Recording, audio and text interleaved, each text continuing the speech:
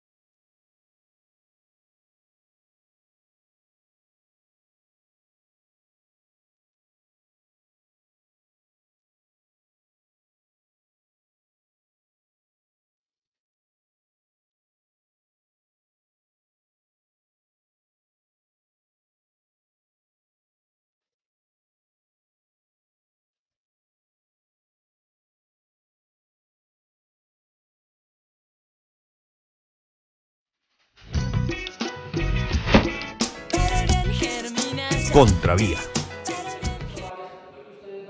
El pasado 27 de octubre se realizó en el Senado de la República uno de los debates que más expectativas le ha generado al pueblo colombiano. El debate se trataba sobre el programa del Ministerio de Agricultura denominado Agroingreso Seguro. Dicho programa fue denunciado por la revista Cambio y otros medios de comunicación. El programa entregó dineros no reembolsables para el desarrollo del agro a las familias más pudientes y terratenientes de ciertas zonas del país. 700.000 pesos, 680.000, 3 millones de pesos, 2 millones, 1 millón de pesos. Es en el agro donde todos ganamos. Por lo anterior, el senador Jorge Enrique Robledo llamó a un debate en el Senado de la República el pasado martes. En dicho debate, y mostrando nuevas pruebas, el congresista pidió la renuncia del ministro de Agricultura, Andrés Fernández Acosta, y de su antecesor, hoy candidato presidencial por el Partido Conservador, Andrés Felipe Arias. La India, Argelia, Marruecos y Colombia no lo tenían. No hay claridad sobre la concesión de aguas. ¿Qué tal? Un proyecto de riego que no tiene claridad sobre la concesión de aguas. No se anexan soportes jurídicos del arrendador del predio. ¿Qué tal esta? En el presupuesto presentado se relacionan más aspersores de los que define el diseño. Más aspersores pide que los que define el diseño. Entonces se lo negaron. Negado. Y ahí debería terminar el asunto. Y oh sorpresa, en la lista de elegibles aparecieron los dos proyectos, Campo Grande 1 y Campo Grande 3, y les dieron 435 millones al uno y 445 millones al otro, o sea, cerca de 1.000 millones de pesos.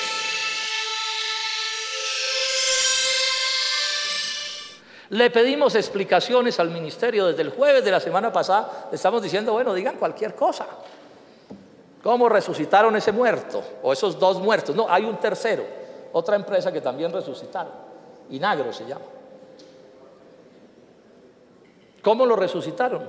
Que se reunieron en el comité de administración, donde tiene silla el doctor Juan Camilo Salazar, viceministro de Agricultura, Rodolfo Campos Soto, Javier, que es el gerente del INCODER, Javier Romero Mercado, que es el director de Desarrollo Rural, y el doctor Andrés Caro, que es el mister, que es el jefe del IICA, y simplemente metieron a los dos que no eran en el listado de los que sí eran, lo publicaron en la prensa y les dieron la plata y se acabó el cuento.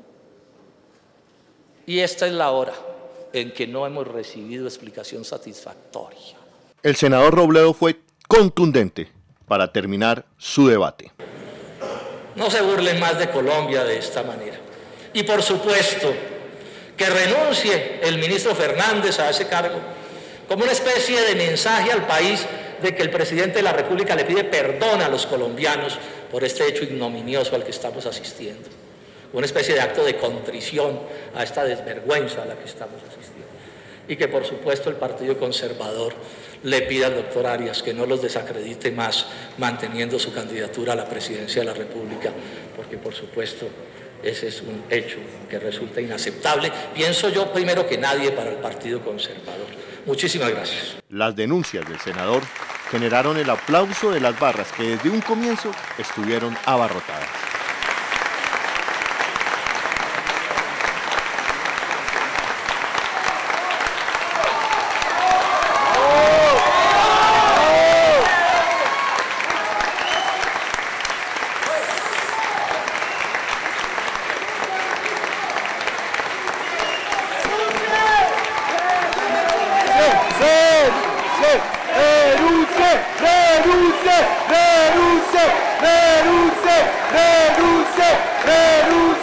Los aplausos son irreglamentarios en el protocolo del Congreso.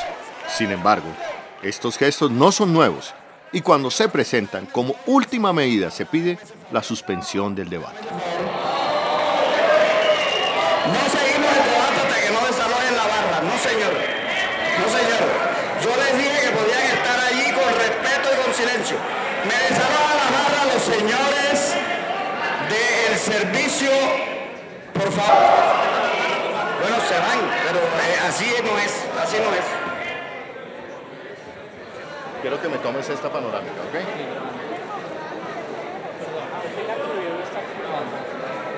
1, 2, 3. Bueno, son las 8:25 del día en que el senador Jorge Robledo hizo el debate. Fueron 2 horas de debate.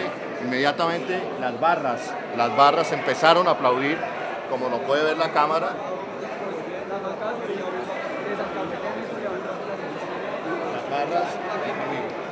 Las barras empiezan a aplaudir y en ese momento el presidente del Senado ordena el desalojo de las barras por parte de la fuerza pública. La gente está pidiendo en este momento que siga el debate, que prosiga, que escuchen a los campesinos y que efectivamente las denuncias que hizo hoy el senador Jorge Robledo son muy graves y que ameritarían la renuncia del ministro de Agricultura y es más, la renuncia por supuesto de la candidatura a la presidencia del doctor Andrés Felipe Arias. Miremos, continuemos.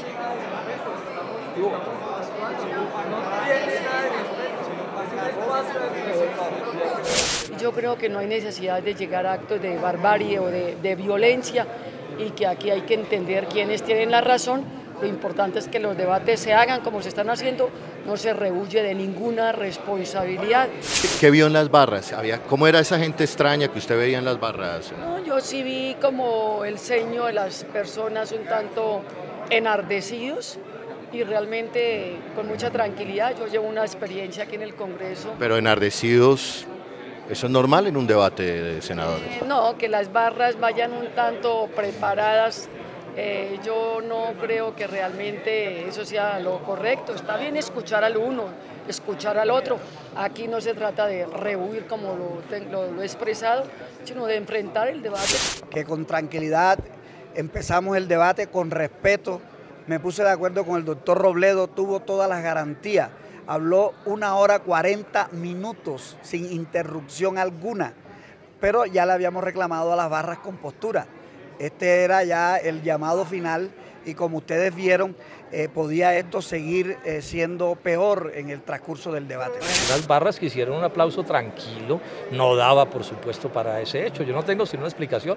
El gobierno dio orden de cerrar la sesión, levantarla, para impedir que el debate siguiera. El gobierno no aguantó el debate, los ministros estaban agallinados, no tenían cómo salirle a la discusión. Entonces, en un acto de antidemocracia bárbaro, a mi juicio, levantan la sesión para evadir darle la cara a los colombianos. No, pero igual la palabra. Sí, pero ¿faltaba más senador? Pero dentro del orden del día estaba yo y no me dejaron hablar. Yo no estoy diciendo que no hayan dejado tampoco hablar a otros senadores, claro que no los dejaron hablar, pero por lo menos a mí no me dejaron hablar.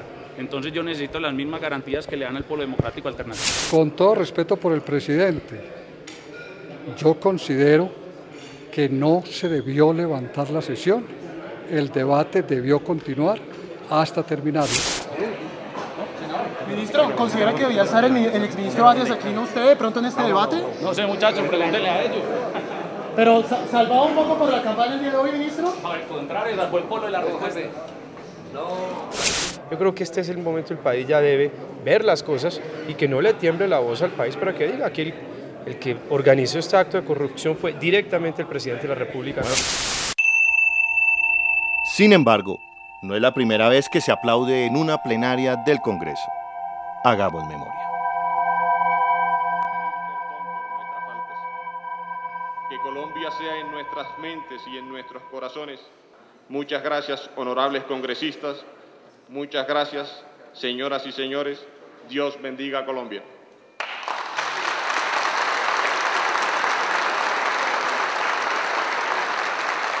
Continúe, señor secretario.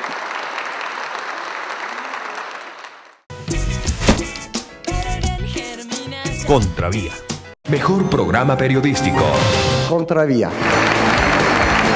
Este premio se lo quiero dedicar a los grandes protagonistas del programa Contravía, que son las comunidades que están sufriendo el conflicto armado en este país. Para ellas, este premio. Gracias. Se escudan en su condición de periodistas para ser permisivos, cómplices del terrorismo. Porque nosotros no somos delincuentes, somos periodistas. No podíamos cobrarles a ustedes las culpas del señor Morris. Lo que hubo aquí hoy fue un atropello. Caso Jaime Garzón, Juan Morris, Canal Capital.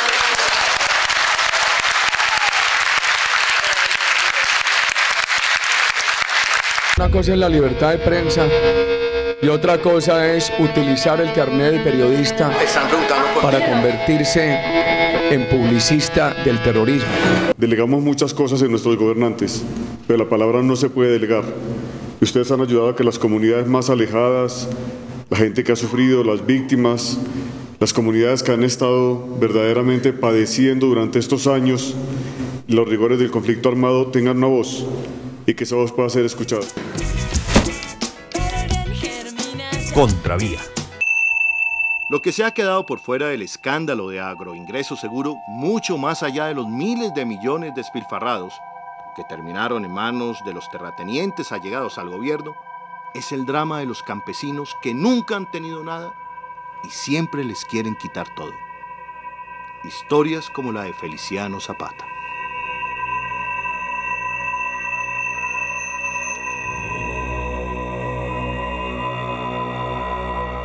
Mi nombre es Feliciano Zapata Chacón. Vengo de la ciudad de Chiquinquirá, del departamento de Boyacá, donde en el año 2006 solicité algunos créditos al Banco Agrario de Colombia. Y en el 2007, en los primeros 2 meses del año 2007, enero y febrero, cayeron los fenómenos de las heladas, acabándome en los cultivos en la totalidad, aproximadamente 70 fanegadas en cultivos de maíz, frijol, arveja y papa.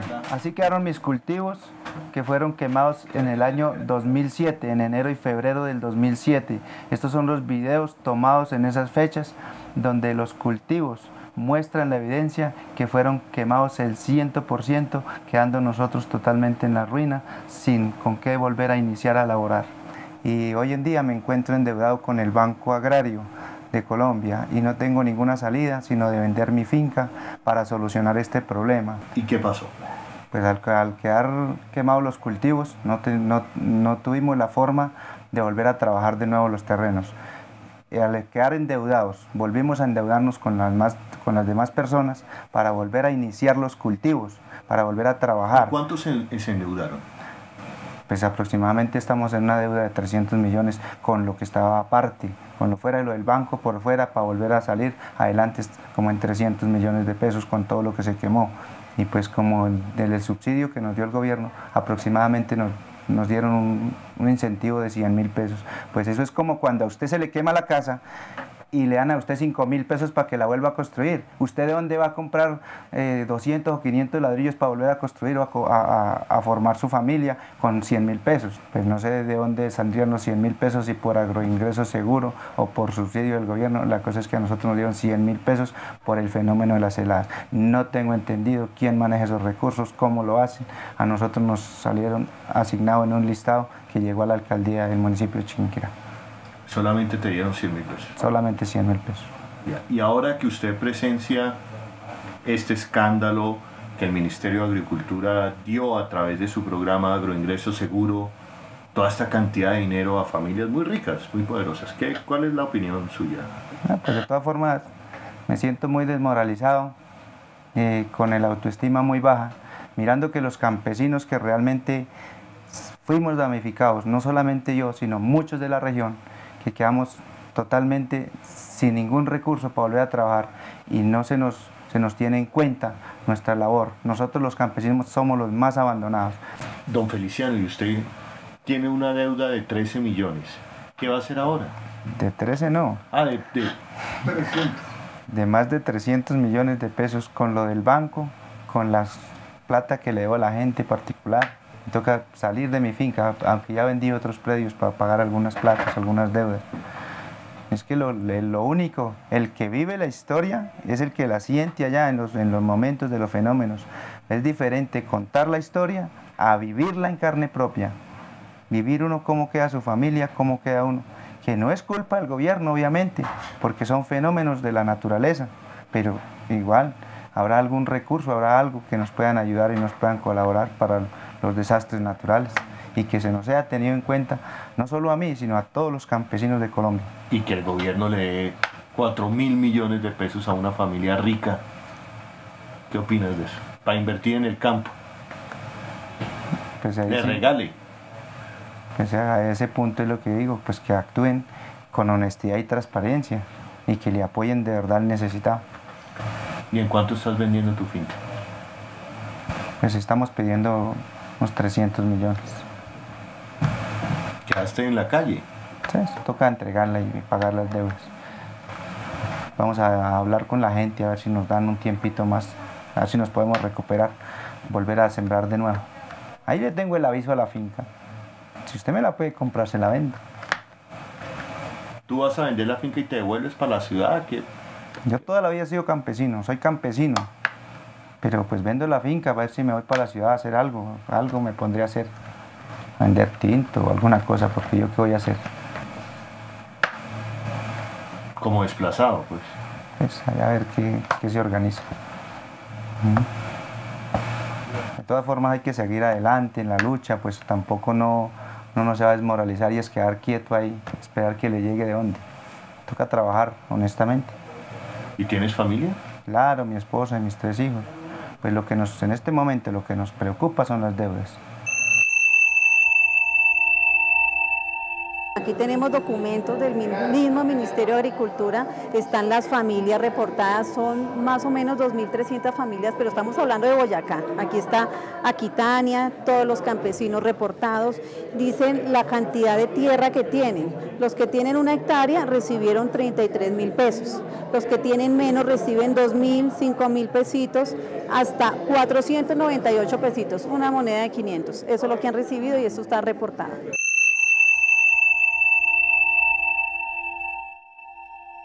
Bueno, y hemos llegado hasta el Centro de Estudios Agropecuarios de la Universidad de los Andes para hablar precisamente con Hernando Urbina. Hernando, ¿cómo estás? Holman, ¿cómo estás?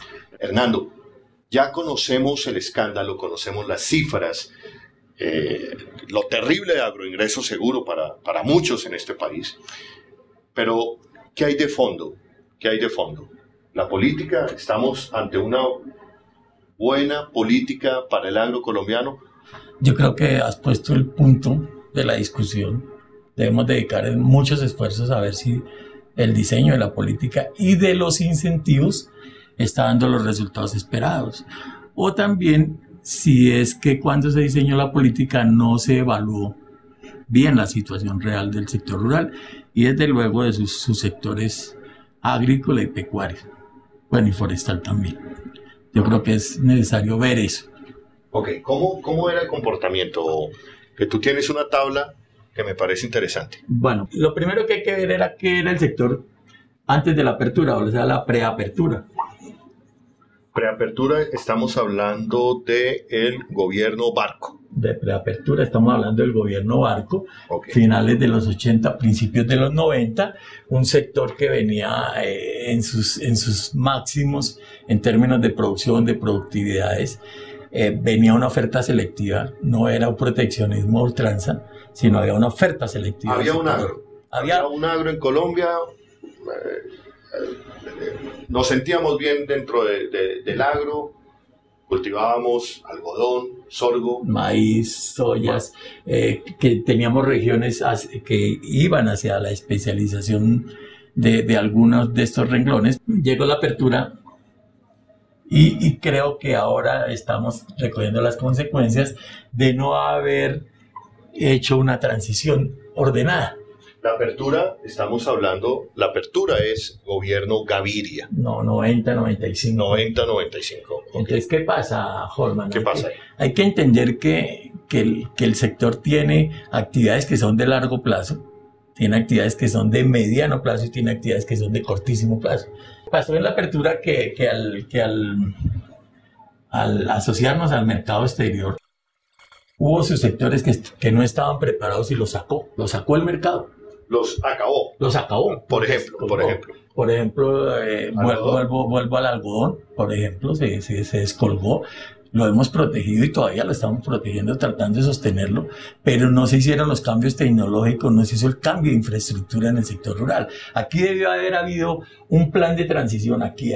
Más que todo para mejorar la productividad y la efectividad del sector. Debería tener infraestructura, agua, infraestructura en vías internas de los predios, infraestructura de conexión, pero también tenía que tener mecanización relativa, tenía que tener nuevos materiales. Es decir, no se hizo ese plan. ¿Y qué pasó? ¿Cuál fue la conclusión aquí? La conclusión es que unas actividades les iba bien y otras regular y otras se acabaron. Colombia es bueno para producirlas, pero nadie le dijo en la transición qué cambio necesitaba para sacar ventajas del mercado. Y llegamos, de la apertura ya llegamos a gobiernos... Gobierno Samper, Pastrana, Uribe. Pastrana Uribe, básicamente. Pastrana Uribe. Entonces, en esos cambios se forma una confusión en el sector rural y la política empieza a ser diseñada con base en presiones. ¿Qué presiones? Presiones gremiales, regionales, ¿sí? Es decir, no una política rural, sino una política por afanes, por síntomas, por sintomatología de crisis. Es decir, llega una crisis, genera una política para resolver la crisis. Sí, por ejemplo, las ayudas para almacenamientos, las ayudas para precios de sustentación en algunos productos, tipo algodón. Esas son ayudas para sostener algo que por no tener transición no hizo los cambios que tenían que hacer. Entonces son ayudas que congelan el cambio. Si se me permite, son ayudas del Estado que van dirigidas a mantener el statu quo. Es decir, si yo como productor o como empresario me da lo mismo producir bien que producir regular y el Estado me cubre la diferencia, pues yo sencillamente me ahorro la necesidad de crear infraestructura, de mejorar tecnología. Entonces congelo el cambio. Y llegamos ya a la administración Álvaro Uribe, 8 años de administración, y la pregunta es, ¿hay política hoy para el agro o no hay política para el agro? Lo que se ve claro es que no somos muy efectivos en el diseño de los incentivos.